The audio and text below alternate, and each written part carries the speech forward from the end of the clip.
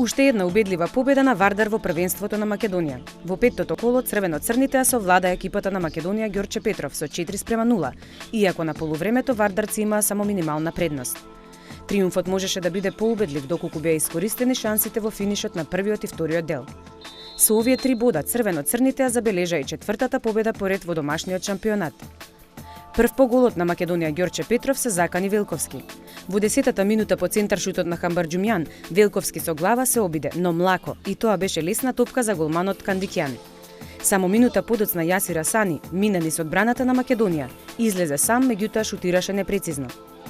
Во 13-та минута првата шанса за домашните. Цветановски убаво мина и излезе сам пред голот, меѓутоа Гачевски беше феноменален и успеа да одбрани во корнер. 2 минути подоцна повторно Асани се најде во позиција, но под неговиот удар топката оди само над голот. Во 18-та минута се закани Фелипе, откако се ослободи од својот чувар. Шутираше силно по средината на голот каде што одбрани Кандикјан. Водството на Вардар се случи во 37-та минута. Фелипе изведе корнер на 6-7 метри од голот каде што Новак беше во воздушен дуел со двајца противнички фудбалери, но успеа да ја допре топката која стигна до осамениот Грнчаров, кој пак со глава погоди во противничката мрежа.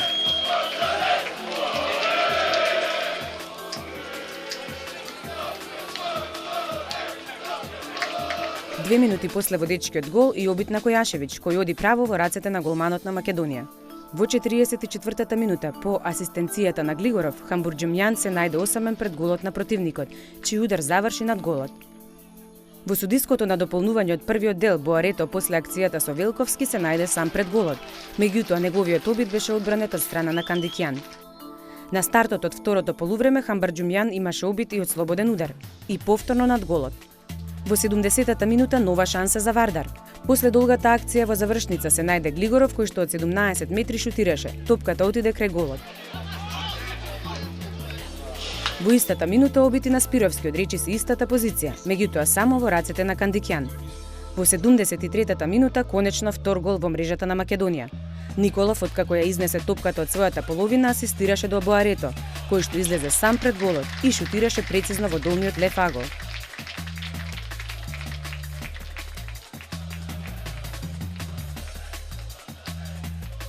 На третиот гол се чекаше само 3 минути.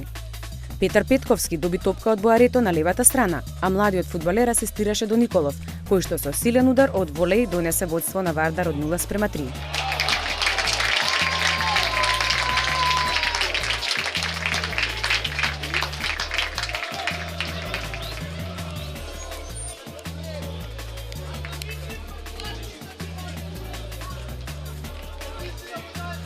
Само 2 минути подоцна уште еден обид на Николов после центаршутот на Љамчевски. Овој пат топката наместо во мрежата оди во голаут. После грешката на одбранбените фудбалери на домашните, уште еднаш Николов се обиде, меѓутоа одново непрецизно.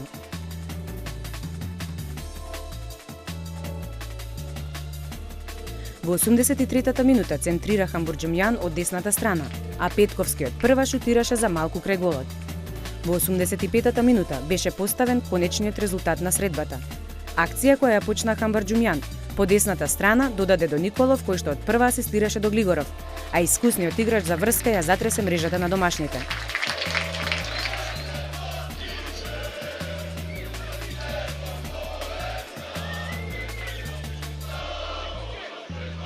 Пред самиот крај на средбата одново во прилика се најде нововлезениот Николов, кој што се обиде со лоп удар, меѓутоа Кандикјан убаво одбрани. Ова беше последната шанса и следуваше последниот свиреж на судијата Александар Ставрев, а Вардар освои нови 3 бодови во првенството.